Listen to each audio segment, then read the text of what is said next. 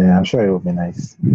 Hey everyone, it's Deanna and George. We're here with another episode of A Deeper Conversation with Deanna and George. And our topic today is actually a quote from Michael Neill, author of The Inside Out Revolution, right? Yeah. More famous three principles, authors and coaches and teachers. And this quote George actually heard in a podcast was, "There's no such thing as a solution to a feeling." And I was just basically saying to George, I can't wrap my head around it. I keep reading it over and over again. I have it on this sticky note. And every time I read it, it's like something new comes up for me. So I I'm honestly thinking I think most of my life I've tried to create solutions to feelings because I thought that was the way you did it. If you feel bad, you do something to not make yourself feel bad. But that's kind of counterproductive, I guess. What do you think, George? Yeah. Hi guys. I that quote was, it was really, it hit me. Like, it was really impactful because it's something that I feel like I have been trying to find like a solution to certain feelings, and it pretty much is or was the start of whatever personal development journey that I've been on for some years now. And as a coach, I've also, seen that a lot of the people that I work with, a lot of the clients that I work with, somehow are trying to solve a feeling. They come to coaching, um, or generally personal development, trying to solve a feeling. Yeah. And it's most of the time an effort in futility. And what really holds us back is, you know, those feelings, thinking that I need to solve this first before I can do that. I need to solve this feeling. I need to stop feeling this way first before I can do the things that I really want to do. Yeah. So what that quote or what that statement meant for me, it brought back kind of a lot of things that I was looking for in quotes when I started, reading, learning, taking courses, decided to become a coach. It looked as if there was this sense of, if you do so much of these things, at some point in the future, you'd probably stop feeling certain things. You stop feeling nervous in front of a crowd or anxious in front of people, and you'll probably be able to speak to thousands of people without feeling nervous, or you'd suddenly become, bold and whatever results come from doing those things, and they'll just be like 24/7. It will just be like a label or a characteristic that just sticks with you.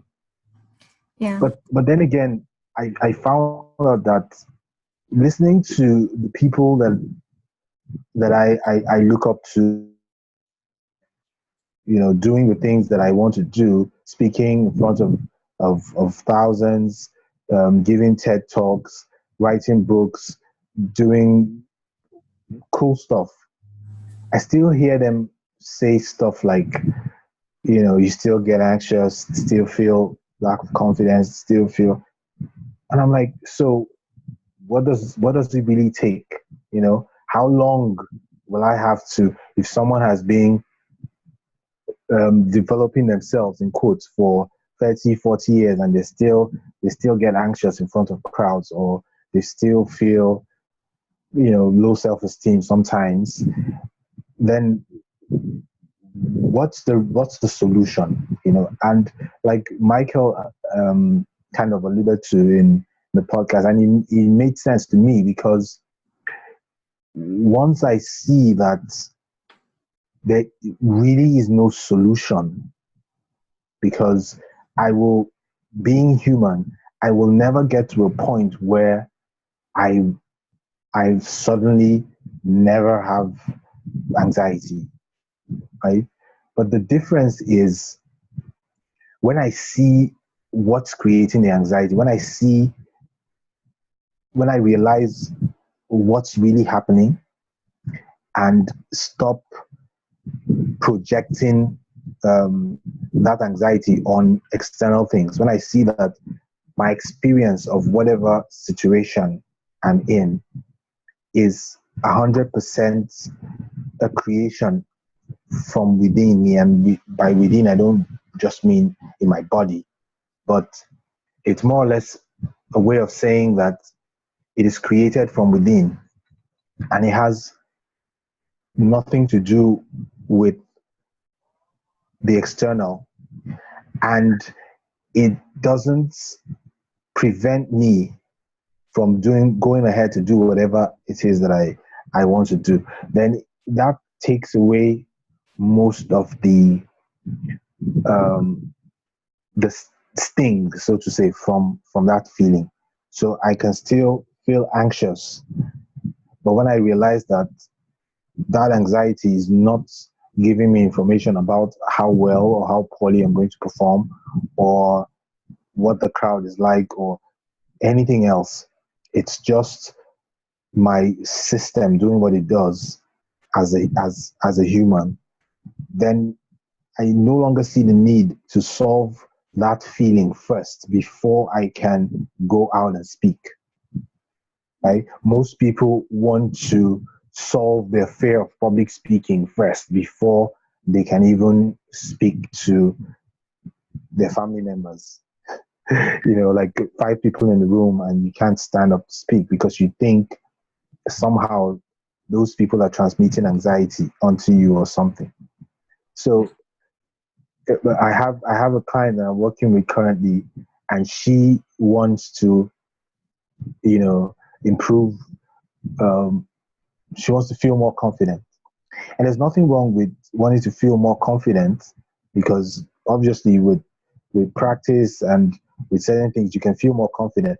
But finding a solution to, like a permanent solution to lack of confidence, meaning that for the rest of her life, she will never feel any lack of confidence. She will never have some, situations where she will feel anxious. That's a tall order. And I realize that it's not necessary to think about seeking solutions. Rather, it is when we realize that those feelings are not something to be toyed with or solved or fixed. Like the fact that I feel anxious in front of a crowd doesn't mean there's something wrong with me. It just means that I'm exhibiting my humanness, and that's it. And so it's really liberating. It has really helped me to see that I can still do whatever I want to do, whatever I feel the urge to do, regardless of how I feel. Most of the time, from experience, when I go ahead to do those things, I see that those feelings were really not um, indications of imminent danger, or giving me information about what might have happened in the future. I think the beauty in the quote lies in the word, solution, because Yeah. most of the time we're looking for solutions to negative feelings, lack of confidence or anxiety or depression or loneliness. You don't really find too many people looking for a solution to being happy. Like, hey, I'm happy. I don't want to feel this way anymore. Yeah. So a lot of times people are looking to not feel pain. So they might do something or behave in a certain way that they think is going to cause them less pain. But there are aspects to being a human that are painful. and we give them more power by trying to seek a solution and to never feel pain again, because that's setting us up for failure. But I don't really have a better word. It sort of sets us up in a trap of our own making, where we say, well, if I never feel depressed again, then I'm successful. Or if I never feel sad again, I'm this. And you're telling yourself stories based on feelings, based on prognostications for the future. You don't know what you're going to feel like tomorrow. But at some point in your life, you're probably going to feel sad again. It's probably a surety. But when that happens, maybe the next time, say, well, I'm just sad right now. And it's okay to be sad right now. I don't need to figure out how not to be sad. And then you find that, like a river, that sadness will just float on by. Ended up lasting a lot.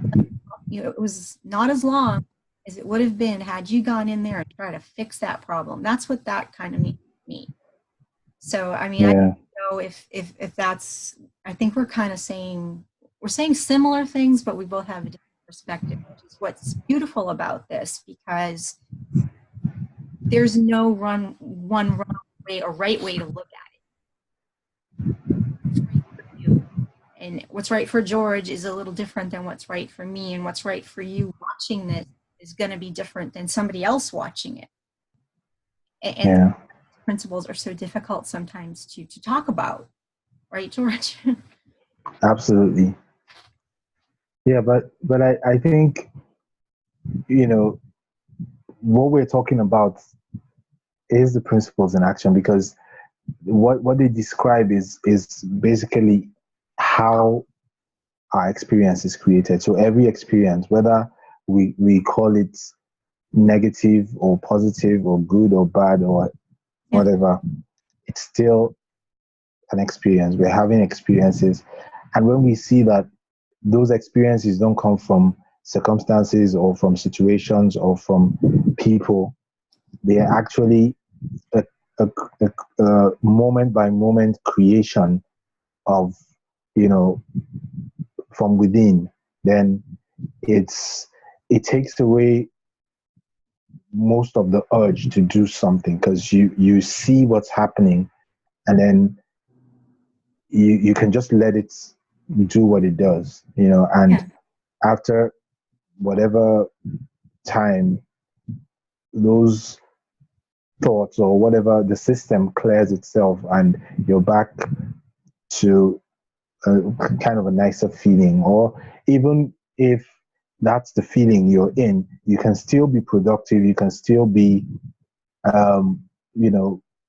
living your life without waiting for a solution to the feeling before you can give yourself permission to do the things you want to do. So that realization has really been liberating for me. And rather than being stuck in my head trying to figure out what I need to do to stop feeling shy or to stop feeling anxious before I can do the things that I really want to do in the world, I've seen that there's really nothing stopping me but my kind of quest to solve every feeling that is disagreeable to me before I can now step out a feelingless being and then begin to do the things that I really want to do with the feelings that I want. Yeah, and I think the important thing to remember is that everybody has these feelings. They're part of the human experience, the human condition, and they prevent us from acting because we're waiting to solve a problem. That's when it actually becomes a problem. So further away from the solution by trying to solve it. Absolutely. So in a way, the best way to solve it is to accept it and move on. That's how I take it. But, I may have just completely misunderstood. I think when we No, start but to accept our feelings as feelings and our thoughts as a creation of our mind and how we look at the world, our thought is really nothing more than a perception of the world based on experience or something like that. So what we think about a situation probably not entire truth is definitely not the entire truth of the situation. We'll never look at anything in this world outside of our own perspective. We're not able to do that as human beings. I don't think that's possible, but but by using the three principles and reading people like Michael Neill, you can come to realize that universally there are certain conditions that extend to all of us. And it can help you feel a little bit better about it more and to accept that, hey, I'm a human being too. And because I'm human, some days I'm going to feel anxiety. Some days I'm going to feel stressed out. Some days I'm going to feel depressed. And that could even be all in the same day too. Sure. It's not really necessarily a good day for you, but it's and in that one day, you can make it through all of that. You have something stronger. You have that spark of the divine that's in you at your core, that's still you, that has been you since you were a baby and you to the day you die and afterwards. It is capable and competent enough to handle anything life throws your way. So when you start to accept that, you just start doing the things that you previously avoided. Because some people call it acting as if. Well, I don't like that. You're just living. At some point, you've got to start living your life. Yeah. There's no such thing as a solution to a feeling. And you're not going to solve it. Why not just live your life? Yeah. Yeah, I think you put it quite well there. That's realizing that it's part of the human condition, and there's nothing wrong with the way it's set up, so to say. It's just all we need to realize is that we will feel stuff, and those feelings are reflections of thoughts in the moment, right? And they'll pass, and we can do the things that we really want to do. We can be the way we really want to be in the world, regardless of the feelings that we have moment to moment, because those feelings will change just as thoughts will change. And so no feeling should keep us stuck or prevent us from living fully and expressing the truth of who we really are while we're still here. I agree. And I think that's a great way to end. So glad that you did this. We would really like to know what you think about the quote, "There's no such thing as a solution to a feeling." And we'd love for you to drop it in the comments below.